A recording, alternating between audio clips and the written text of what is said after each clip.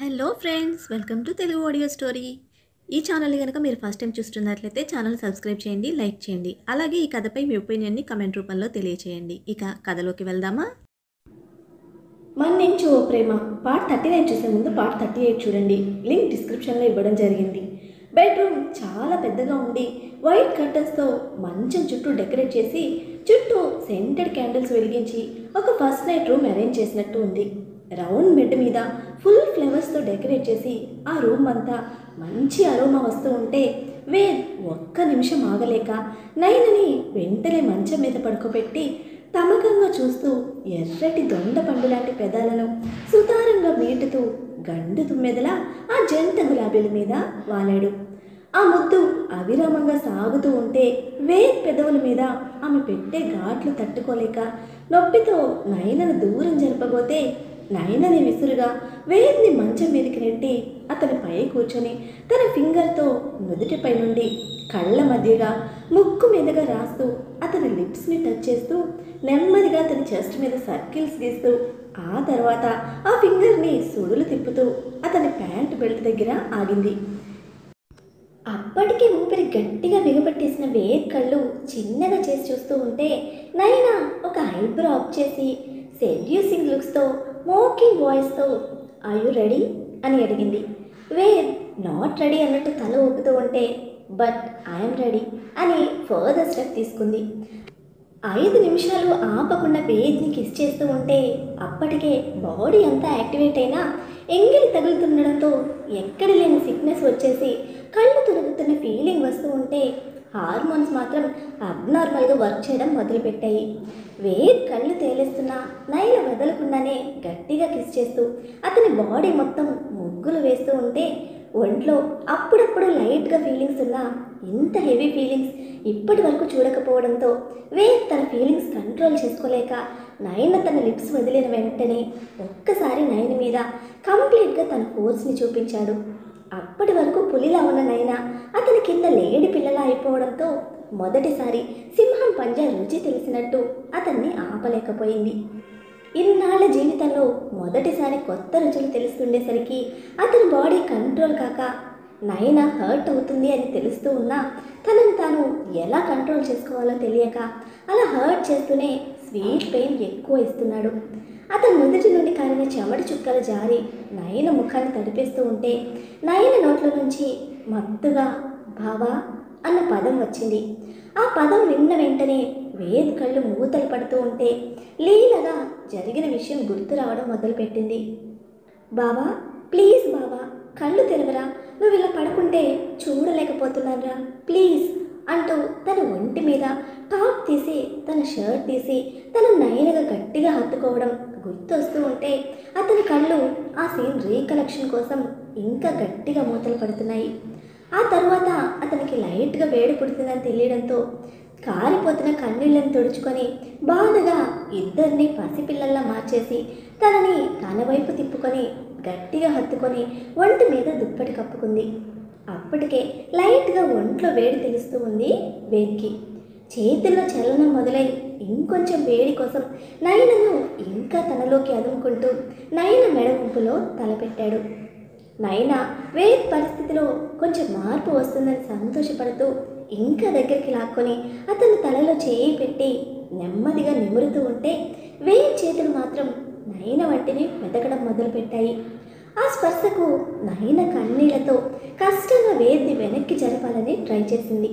కానీ ఆ సమయంలో అవుట్ ఆఫ్ కంట్రోల్ అయిన వేద్ తనకు తెలియకుండానే నయనను డామినేట్ చేస్తూ కంప్లీట్గా తనని ఆక్రమించుకోవడంతో నయన ఏడుస్తూ తనని వదలమని బ్రతిమలాడుతూ కొడుతూ రెసిస్ట్ చేస్తూ ఉంటే ఆ టైంలో అతనికి అది ఇంకా వర్స్కి తీసుకెళ్లడంతో వేద్ ఇంకా నయన చేతులు గట్టిగా పట్టుకున్నాడు.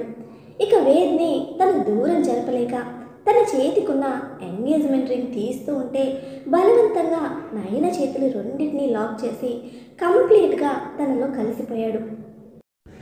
ఆ టైంలో నయన "బావా" అని గట్టిగా అరిచిన అరుపు ఈ క్షణం కూడా అతని చెవిలో వినిపిస్తూ ఉంటే ఆ క్షణం నయనకు కళ్ళల్లో నీళ్లు కారిపోతూ ఉంటే వేద్ మాత్రం "ఐ లవ్ యూ అభి" అని అంటూ అనడం గుర్తొచ్చేసరికి ఆ టైంలో తను అభి అన్నందుకు నయన ఎంత పెయిన్ తీసుకుందో ఆ క్షణం అర్థమవుతూ ఉంటే ఈ క్షణం నెమ్మదిగా అతని ఒంట్లో ఆవేశం చల్లారి నయన పక్కన పడుకొని నయన ముదుటిని ముద్దాడుతూ I love you so much Abhi అంటూ తన గుండెలకి హత్తుకున్నాడు.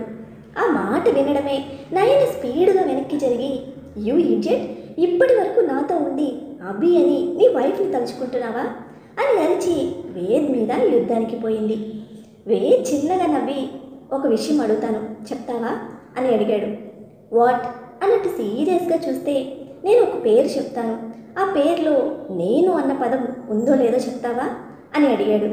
ష్యూర్ అని సీరియస్గా అంది.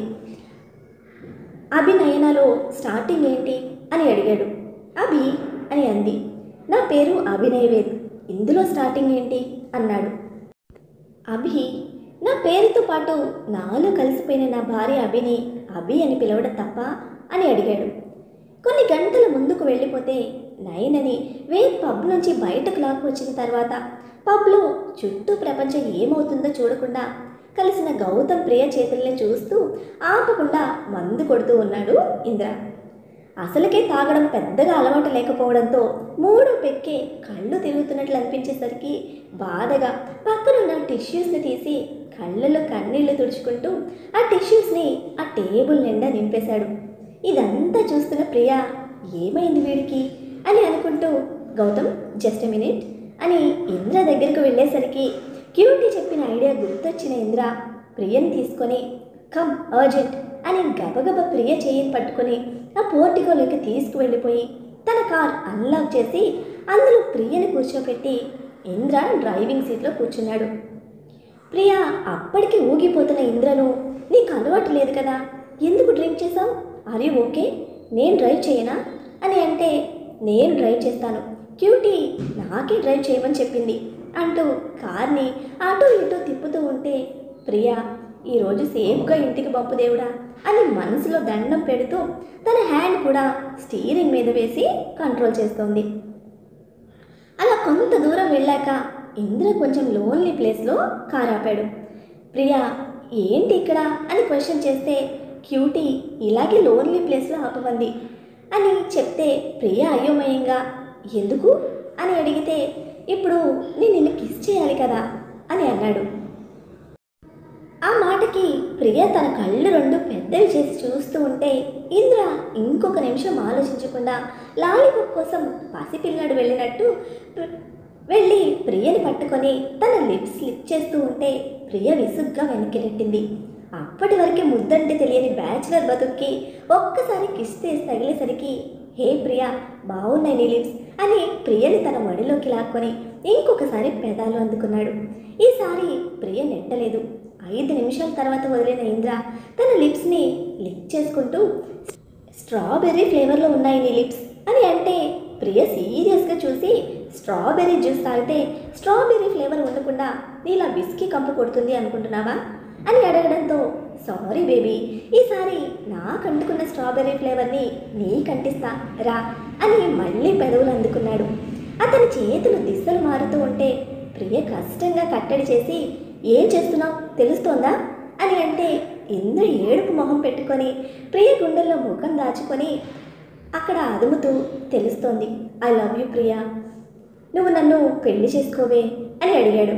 ప్రియ సీరియస్గా చూస్తూ ఈ మాటలని నేను నమ్మను ఇంద్ర, రేపు మార్నింగ్ మళ్ళీ మనం జస్ట్ ఫ్రెండ్స్, నీ మీద నాకు ఫీలింగ్స్ పుట్టడం లేదు, నేను నిన్ను నా మనసులో రీప్లేస్ చేయలేకపోతున్నాను అని డైలాగ్స్ తీసుకోలేను అని సీరియస్గా అంది. ఇంద్ర వెంటనే కార్ తీస్తే ప్రియ ఎక్కడికి అని అడగడంతో ఇక్కడే ఎదురుగా ఉందిగా ఆ చర్చ్లోకి వెళ్ళి గాడ్ ప్రామిస్గా గాడ్ ఎదురుగా మనం మ్యారేజ్ చేసుకొని డైరెక్ట్గా హనీమూన్కి వెళ్దాం, అప్పుడు నీకు నా మీద నమ్మకం వస్తుంది, ఇన్నాళ్ళ లైఫ్లో నాతో కలిసి తిరిగావు, ఇప్పుడు నా మీద నమ్మకం లేదా, సి నా హార్ట్ ఎలా తట్టుకుంటుందో అని అంటే ప్రియ ఆ హార్ట్ మీద ఒక్కటి పీకి పెద్ద స్టోరీస్ చెప్పకు, రేపు మార్నింగ్ కూడా ఇదే మాట చెప్పు, అప్పుడు ఆలోచిస్తాను అని ఇంద్రని పక్క సీట్లోకి నెట్టి ప్రియ డ్రైవింగ్ సీట్లో కూర్చొని స్టీరింగ్ అందుకుంది. ఇంద్ర పైకి కనపడకపోయినా ఇప్పటి వరకు పడిన మెంటల్ ప్రెషర్కో లేక తన మనసులో ఉన్నది ప్రియకి చెప్పేశాను అన్న రిలీఫ్ ఫీలింగ్తోనో ఇంద్ర పక్క సీట్లోకి వెళ్ళగానే హాయిగా బుజ్జి కిట్టిలాగా బజ్జుకుపోయాడు. ప్రియ ఇంద్రని చూసి తన కళ్ళలో తిరుగుతున్న నీళ్ళని సంతోషంగా తుడిచేసుకొని, ఎన్ని సంవత్సరాలు వెయిట్ చేశానురా, నీ నోట్లో నుంచి ఈ మాట ఎప్పుడు వస్తుందా అని. ఊహ తెలిసినప్పటి నుంచి నిన్ను తప్ప వేరే వాళ్ళని నా మైండ్లో కూడా రానివ్వలేదు. God heard my prayers, I love you so much అని పడుకున్న ఇంద్రకి బుజ్జిగా పెక్కిచ్చి సంతోషంగా కార్ స్టార్ట్ చేసింది.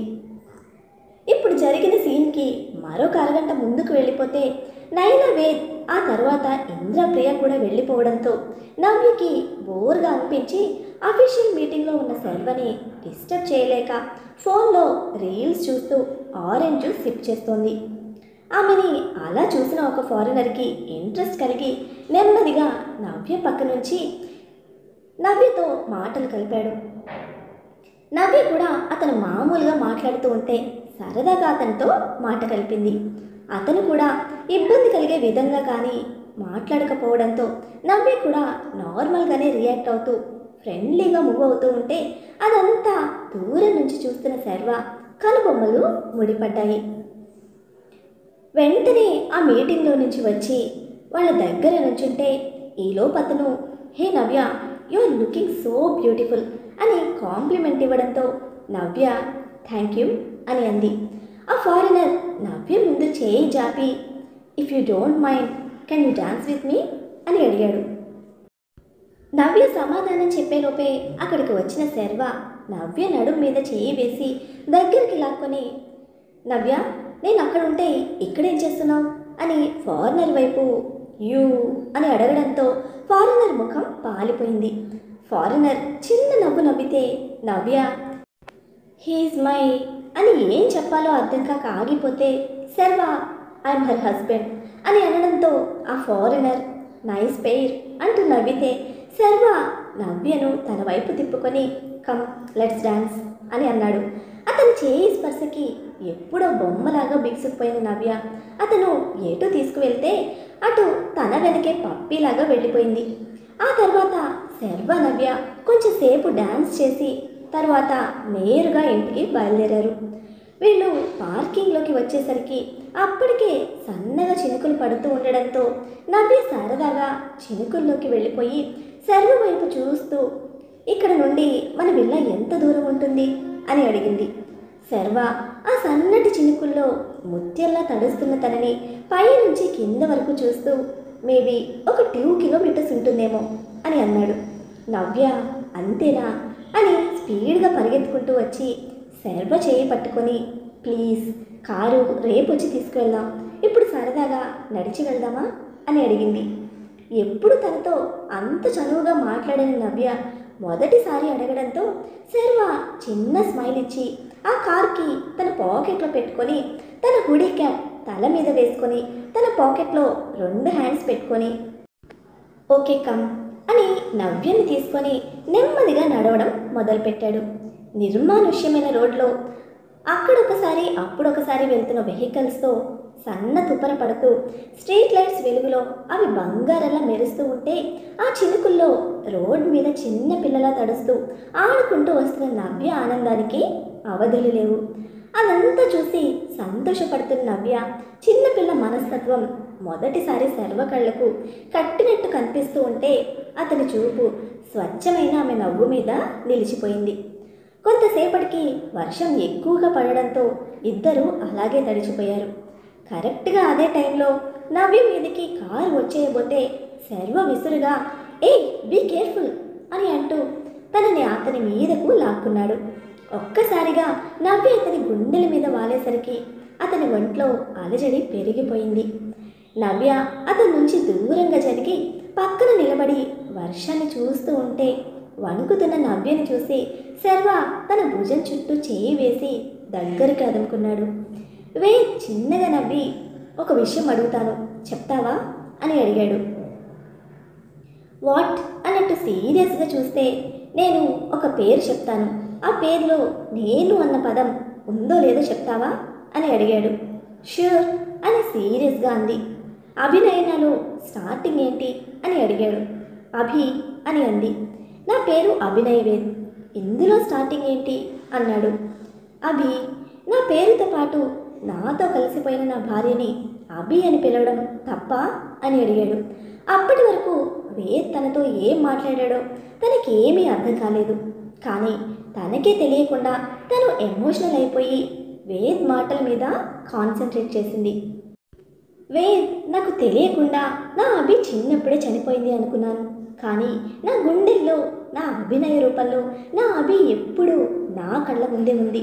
చనిపోయింది నా అభికి అక్క మాత్రమే అని ప్రేమగా చెప్తూనే ఇంకోసారి నయనని ఆక్రమించుకున్నాడు. అతను ఏం చెప్పాడో తన తెలివికి తెలియలేదు, కానీ తన మనసుకు తెలుస్తూ ఉంటే ఈసారి తనలోకి సంతోషంగా స్వాగతం పలికింది నయన. పొద్దునే లేచిన నయనకి పక్కనే మత్తుగా నిద్రపోతున్న వేద్ కనిపించేసరికి అతన్ని టచ్ చేయాలనే కోరిక బలంగా ఆపుకొని ఇబ్బందిగా కదులుతూ బెడ్షీట్ని తీసి తన డ్రెస్ తీసుకుంటూ ఉంటే అప్పుడే లేచిన వేద్ తన వైపుకు చూసి చిన్న స్మైల్ ఇస్తే నయన గిల్టీగా తలదించుకుంది. వేద్ భయంగా, ఆర్ యు ఓకే, నీకు రాత్రి జరిగిందంతా గుర్తుంది కదా అని అడగడంతో నయన విసుగ్గా వేద్ వైపు చూసి, నేను తాగింది 4 beers, అవి కూడా టిన్స్, వాటికే జరిగింది మర్చిపోతారా అనగానే వేద్ కళ్ళు చిన్నవి చేసి చూస్తూ ఉంటే నయన, అంటే నాకు అలవాటు కదా, నాకు అలవాటు అన్నా అని డ్రింకర్ని కాదు, బాడీలో నాకు స్టామినా లెవెల్ ఎక్కువ కాబట్టి త్వరగా మత్తెక్కదు అని చెప్పింది.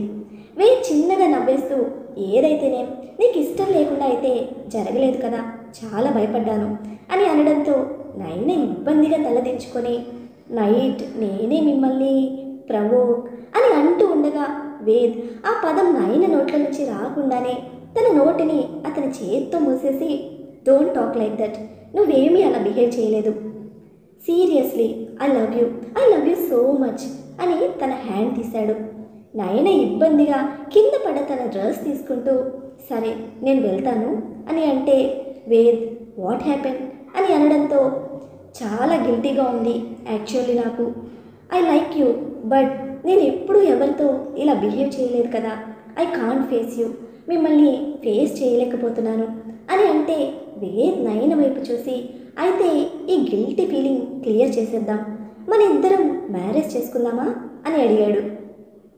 నయన విసుగ్గా వేద్ వైపు చూసి, ఐ డోంట్ లైక్ మ్యారేజెస్, నాకు పెళ్ళి అన్నా పిల్లలన్నా ఇలాంటి రిలేషన్ అన్నా అస్సలు ఇష్టం లేదు, ప్లీజ్ ఇంకొకసారి నా దగ్గర అటువంటి విషయం తీసుకురావద్దు అని చాలా స్ట్రాంగ్గా చెప్పింది.